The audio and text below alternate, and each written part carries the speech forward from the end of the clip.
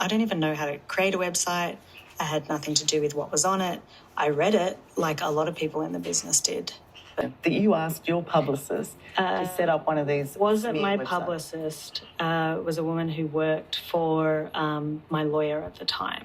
So don't get me wrong. I think Rebel Wilson's lying through her teeth. I think she knew what kind of website they were going to do. I would love to see a body language expert's take on her interview. I think from a PR perspective, that interview was a horrific idea. And whether Rebel Wilson knew to the extent of which the website was going to smear Amanda Ghost or not, she says that Melissa Nathan was working for Bryan Freedman at the time.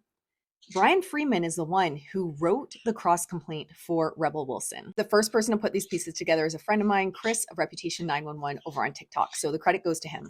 I find it hard to believe he had no idea that Jen and Melissa were behind the AmandaGhost.com and AmandaGhostSucks.com websites. Yet he wrote the cross complaint for Rebel Wilson, which says Amanda Ghost has accumulated numerous enemies over the years. In fact, a website has emerged that exposes some of her darker dealings, which can be found at AmandaGhost.com and AmandaGhostSucks.com.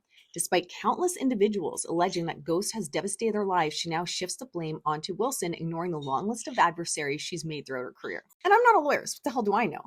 I just find it really interesting. So you've created these websites, not just for SEO, not just for the benefit of AI picking up the information on them, but are they also being created as evidence of the person having a long list of grievances against them, of the person being problematic?